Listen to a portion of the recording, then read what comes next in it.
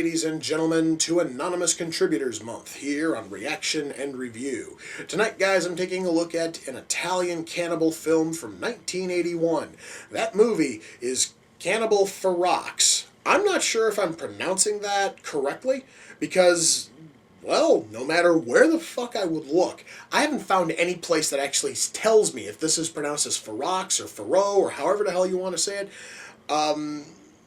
I can tell you that when I first came out in the U.S., it was under a different title, and that title was called Make Them Die Slowly.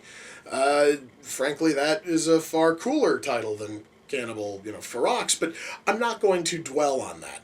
Now, this is one of those movies, guys, people have asked me to cover for a long time because it's supposedly nasty and disgusting and, disturbing. And when I fired up the DVD and I paused it so that way I could actually film my intro, because that, guys, is what I do, is I go through all the menu shit, then I press play, and then I quickly pause. Before I could pause, it played this warning that said that this film has over 24 scenes of graphic torture, this, that, yada, yada, yada, and if you are at all repulsed by, certain sorts of things, don't watch this movie. It comes right out and says that. So if this movie is tame as shit, I'm going to have to call bullshit on that. I totally understand that I've probably become ridiculously desensitized over the years from watching all this sort of shit, but I kind of see that as a little bit of a challenge. So I'm going to see if the warning at the start of this thing was actually warranted. And I'm curious if the damn thing is any good at all. So, without further ado, it's time to kick back, relax, and check out Cannibal Ferox.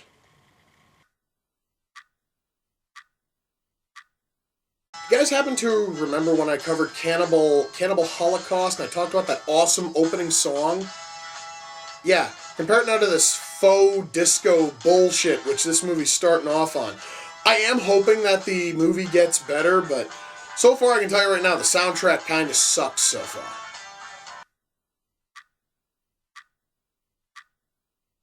So whoever wrote this, their favorite insult seems to be shitface.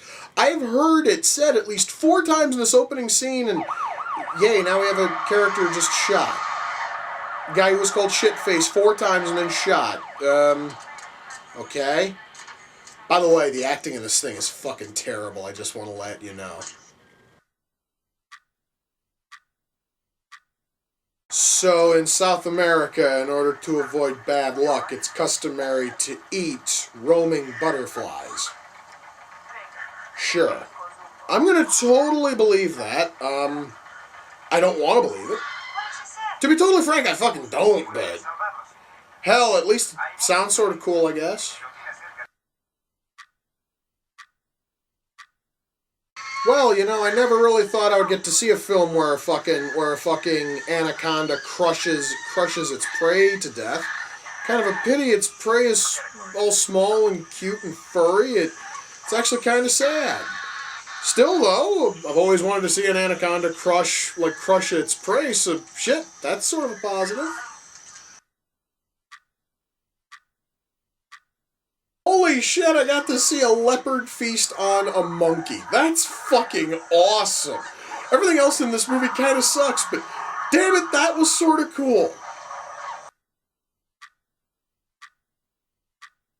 Oh, yay! Another movie where I get to watch a turtle get slowly butchered, and wow, god damn it, the fucker is still twitching. God damn it, that's fucking disgusting. Well, guys, it was a long time, but I kind of had a feeling that it was bound to happen again. Found another movie where a guy gets his dick, cut off. Plus side on this one, at least it was off camera. It'd been so long, I actually kind of hoped I'd never get the chance to see another movie with that kind of nasty bullshit, but no. Found another one. Oh, yay, that one was actually on camera. Wow, that guy really doesn't have much of a... Oh, boy, and now he's going to eat the freshly severed dick. Yay. Yummy. That's exactly what I wanted to fucking see. Good God. Well, that's obviously new.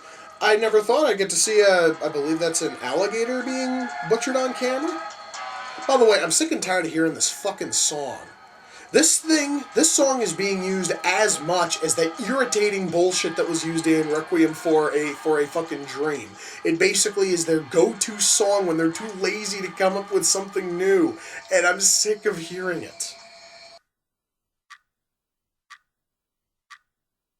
Is he really asking this pilot if he has room to land with a pontoon plane where there's a large river right there? Yes, asshole, he has plenty of fucking room to land. God, who wrote this shit?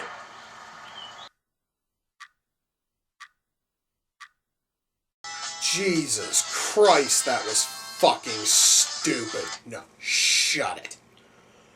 Well, guys, that was Cannibal Ferox. Thank fuck that's done. Okay, let's talk about this movie. First of all, I've seen a lot of knockoffs in my day. I've seen a lot of knockoff and rip-off movies in my time. Fuck, guys, I spent an entire month of this series dedicated to covering bullshit knockoffs from the motherfucking asylum. But all those films were far less blatant than this thing was. See, guys, I also reviewed another film maybe like a year and a half ago or so, called Cannibal Holocaust, and this thing is so blatantly a knockoff, it's almost painful. Allow me to run you down all the points. First of all, we have a B story, which is set in New York. Okay? Both films have that. I can totally allow that to fly. But also, this film goes out of its way to kill the exact same fucking animals as Cannibal Holocaust did. You know, guys, the pig, the monkey, the coati, the turtle, all these are killed in both films. The only difference is that Ferox here likes to kick it up a notch by adding in a crocodile. I know I said that it was an alligator earlier. It's a fucking crocodile. Sorry about that. They go out of their way to do that. Oh, and then there's also a line, or rather a small monologue here, which all but directly mimics the closing line of Cannibal Holocaust, where someone ponders who the real cannibals are. Yes, they fucking rip off that too. Besides the fact that it's a story about a bunch of jackasses in the motherfucking Amazon dealing with cannibals, which is the base story for both films, this movie just went out of its way to be such a blatant knockoff that, god damn it, I feel almost offended having watched it. Now, in terms of writing, if we were to pretend that Cannibal Holocaust did not exist, the writing's okay. Okay, I mean, we have here a story which is almost serviceable. However, once we step back into fucking reality, of course the story was good. It was done a year prior with Cannibal Holocaust. But again, I'm going to try to refrain from going into that any further here. So we have a story which is sort of serviceable. The dialogue, though, is absolutely terrible. We have lines that we have dialogue that doesn't seem natural. Perhaps because it's a fucking Italian film, which is from an Italian director who's trying to mimic American speech, and it doesn't work.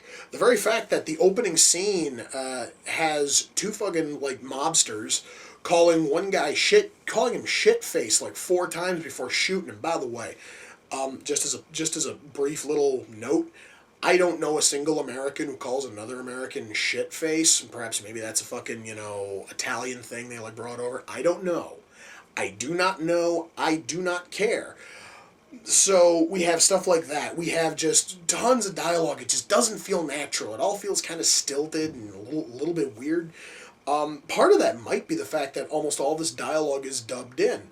But, of course, the fucking lips are almost totally matching what's being said. Except for little things, such as, it just basically seems almost like they were trying to, it almost seemed like they were trying to casualize the dialogue a little bit more when they dubbed it, and it didn't quite work. It didn't quite take. So, again, dialogue here feels really stilted and feels kind of stupid.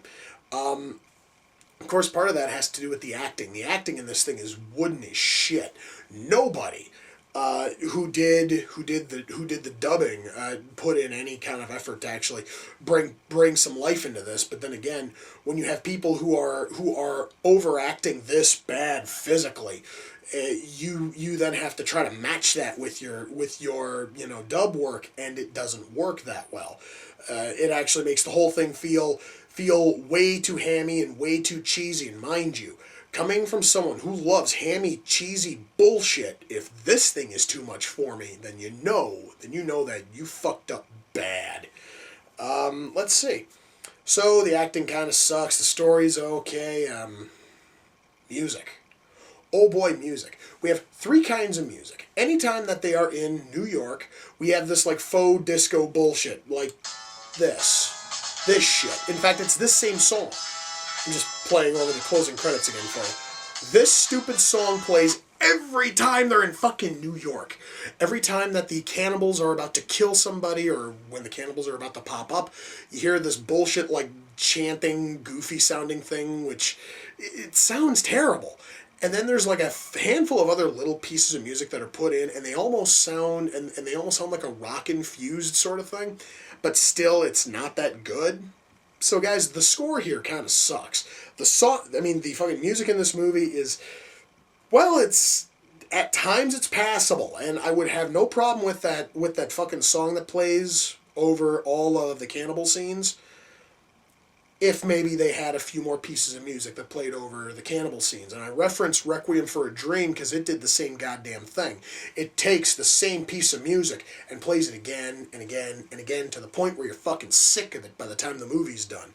Same thing could also be said about this, disco piece that plays over the closing credits, because again, every time that they have a fucking establishing shot in New York, that same piece of music plays. While I'm on the subject of that, I would like to say right now that there was literally no fucking reason at all for any of that New York B story to even be there. All right? All of it is there to add depth to one character who doesn't need more fucking depth, okay? He is a fucking cokehead criminal, and it's just basically about how the mob and the police and his girlfriend are all looking for him. That's it. And it causes them to travel to South America. It causes one cop and the girlfriend to travel to South America. You would almost think that would have had like a payoff. No, because the one lone survivor was not found by them. She was found by fucking trappers who randomly show up towards the end. Spoiler alert on that. So it then renders that entire B story totally worthless and absolutely pointless. And if they would have cut all of it out, cut every last bit of it out, then this film would have been about 15 minutes shorter and would probably have been a little bit better. The only thing then which they wouldn't have been able to explain is the plane that flies overhead in like 2 or 3 scenes of the cannibals torturing our victims, okay? But even then, who cares? It's just a fucking plane. That actually is how you could have summed it up, is it's just a plane, and they could have tried to signal to it anyway. It really wouldn't have had any fucking bearing. Again, it was just padding for the sake of padding, and I don't like that in my fucking movies. Again, that though is more the fault of the writing. Plus the acting and all that all of that B story is somehow worse than the acting in the rest of the film. By the way, since I'm back on acting, the only people who actually put in a decent showing here were the fucking cannibals, but then again, that's because they weren't asked to act much. They basically were asked to walk around almost totally nude with spears and look menacing. That was it. Oh, and also to eat meat and slaughter animals. That was it. And they fucking hit that perfectly. But anyone who had to speak, they failed miserably. Camera work here is okay. The sound mix is okay. The soundtrack, as I stated, was complete shit, and the dub really sucked. But all in all, can I recommend Cannibal Ferox? Well, again, in a world where Cannibal Holocaust does not exist, I would give it almost tepid kinda. But since we're in the real world, and Cannibal Holocaust does exist, no.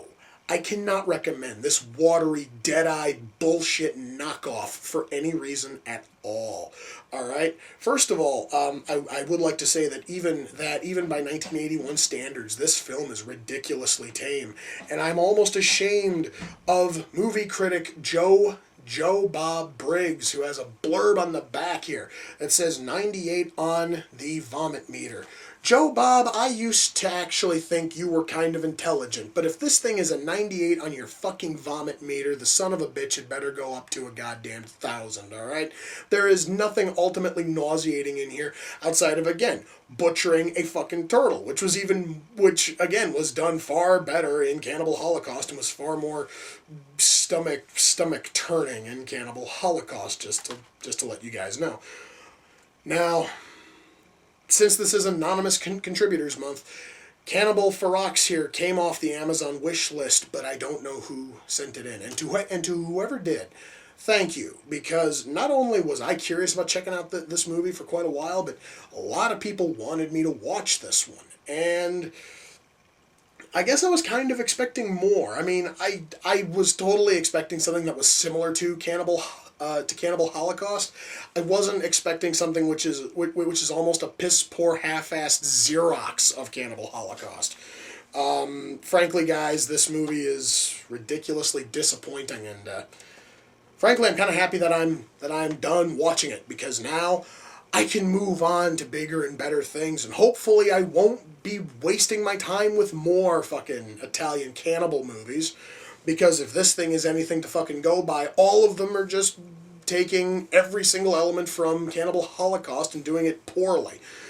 Boy. So, guys, with that, we come to the close of another reaction and review. Until next time, ladies and gentlemen, take care, and I will see you all in the near future. Peace.